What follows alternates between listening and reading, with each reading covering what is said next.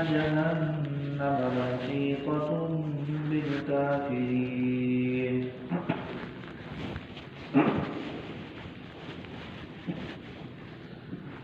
اور منافقین میں سے بعض وہ ہیں جو کہتے ہیں ایذنی ولا تفتنی، آپ مجھے اجازت دیں اور مجھے فتنے میں مت ڈالیں۔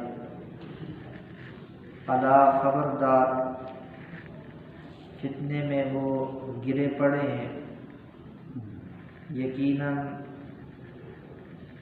جہنم کافروں کا احاطہ کرنے والی ہے۔ ان تصبک حسنۃ تسؤہم، اگر آپ کو کوئی خیر اور بھلائی پہنچتی ہے تو ان کو برا لگتا ہے، اگر آپ کو کوئی مصیبت تکلیف پہنچتی ہے تو وہ کہتے ہیں کہ تحقیق ہم نے اپنے معاملات کو درست کر لیا اس سے پہلے ہی، اور وہ یتولوا وہم فرحون، دوسری طرف خوش ہو کر پھر جاتے ہیں۔ قل، آپ فرما دیں، لن یصیبنا الا ما کتب اللہ لنا، ہرگز ہمیں کوئی مصیبت نہیں پہنچ سکتی، ہاں وہی کچھ پہنچے گا جو اللہ نے ہمارے مقدر میں لکھا ہے، وہ اللہ ہمارا کارساز مددگار ہے، اور ایمان والوں کو اللہ ہی پر بھروسہ کرنا چاہیے۔ آپ فرما دیں، تم صرف اس بات کا انتظار کرتے ہو دو نیکیوں میں سے، دو اچھائیوں میں سے ایک کا،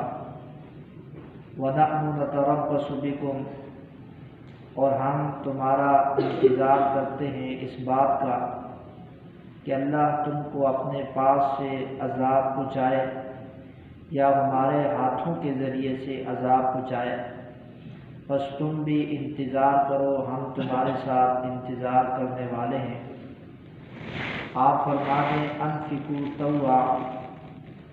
آپ خرچ کرو خوشی کے ساتھ یا دلی کے ساتھ،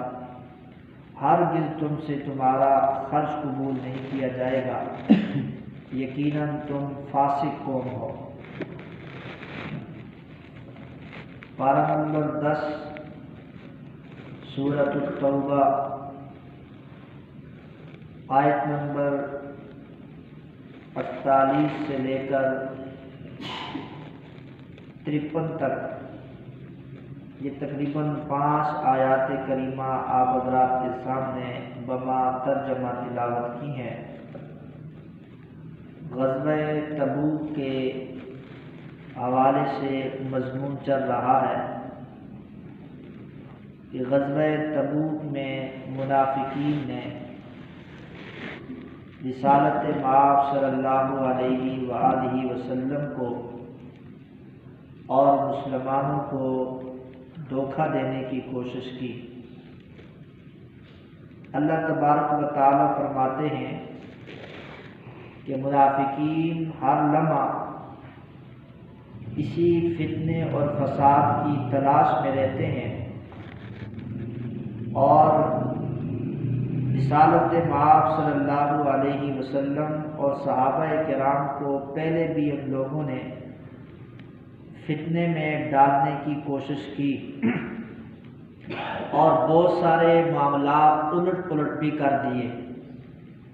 حتیٰ جاء الحق وظہر امر اللہ، یہاں تک کہ اللہ کی جانب سے حق آ چکا اور اللہ کا امر غالب آ گیا کہ ان لوگوں نے کافی حد تک کوشش کی کہ مسلمان غزوہ تبوک میں شامل نہ ہوں، اور دوسری ان کا جو دلی خواہش تھی وہ یہ تھی کہ مسلمانوں کو غزوہ تبوک میں شکست ہو۔ اللہ تبارک و تعالی نے ان کی تمام تر خباثات کو بے نقاب کیا۔ اللہ نے مسلمانوں کو غزوہ تبوک میں شرکت کی توفیق بھی دی، اور ساتھ ساتھ مسلمانوں کو اللہ تبارک و تعالی نے اپنی مدد اور نصرت کے ساتھ کامیاب بھی فرمایا۔ فرمایا وَمِنْهُمْ مَنْ يَقُولُ ائْذَنْ لِي وَلَا تَفْتِنِّي۔ اس آیت کے پس منظر میں حضرت عبداللہ ابن عباس رضی اللہ تعالی عنہما فرماتے ہیں کہ منافقین میں سے ایک شخص جس کا نام جد بن کیس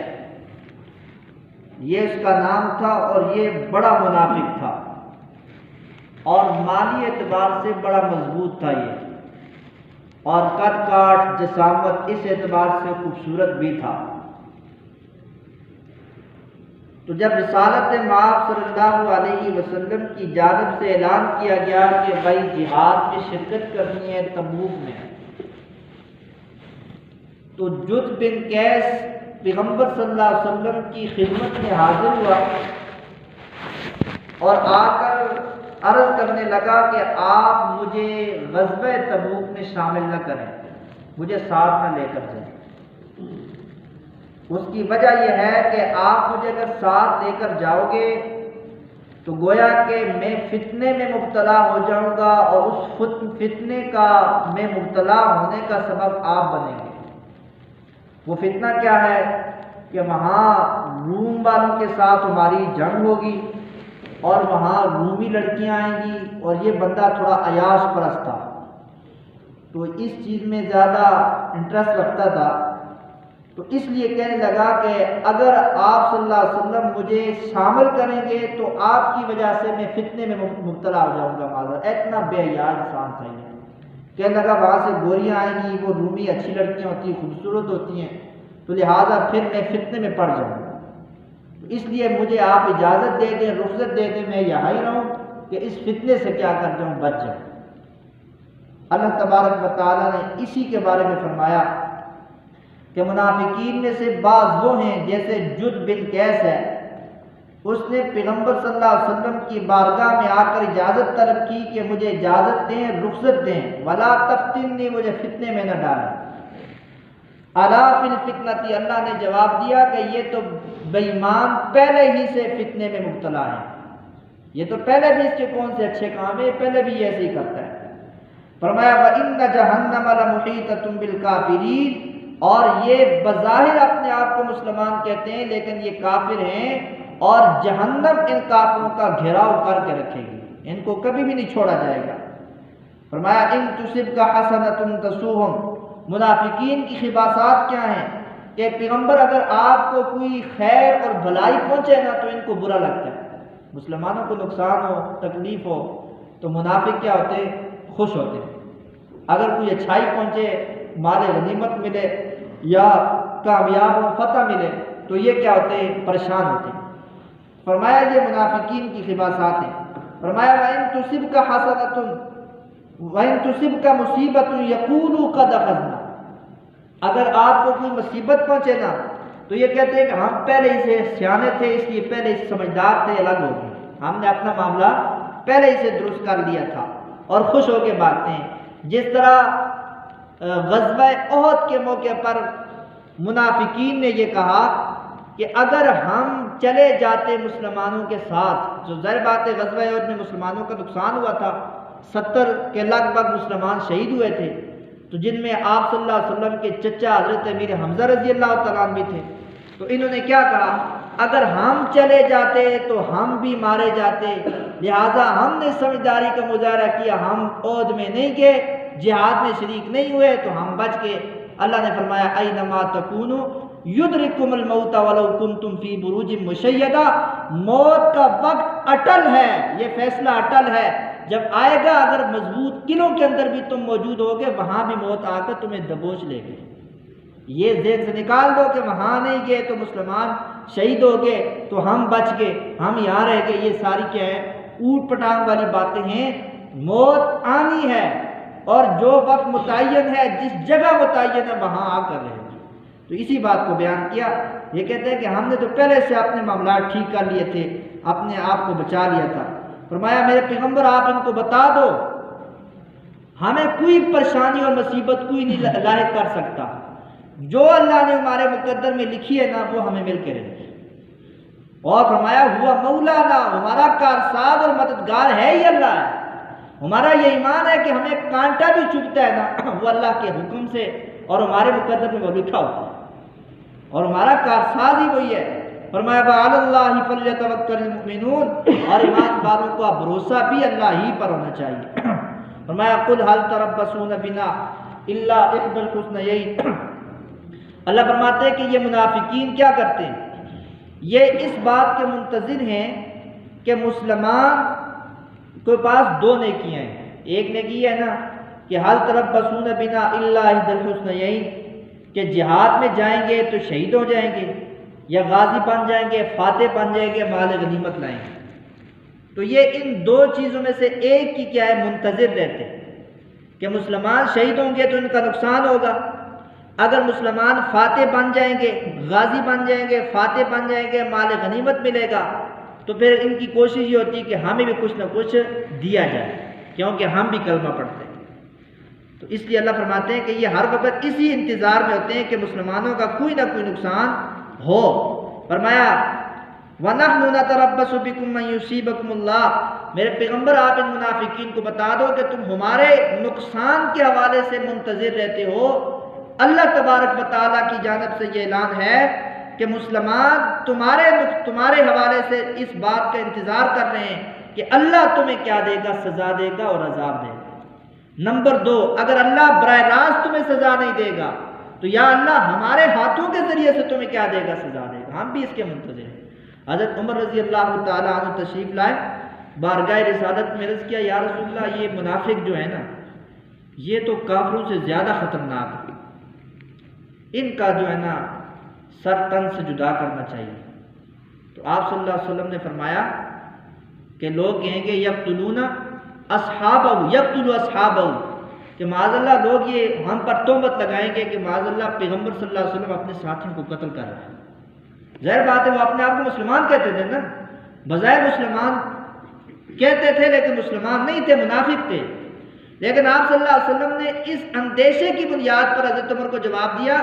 اگر ہم ان کو قتل کا حکم دیتے ہیں، ان کے بے ایمانوں کو قتل کرو، یہ مسلمان نہیں ہیں، تو پھر لوگ ہم سے متنفر ہوں گے، آگے لوگ پروپیگنڈا کر رہے ہیں، ہماری دعوت میں رکاوٹ ڈال رہے ہیں، کہیں گے تو یہ تو اپنے بندے کو قریب کرتے ہیں اور پھر وہاں قتل کر دیتے ہیں، کوئی بھی الزام لگا کر۔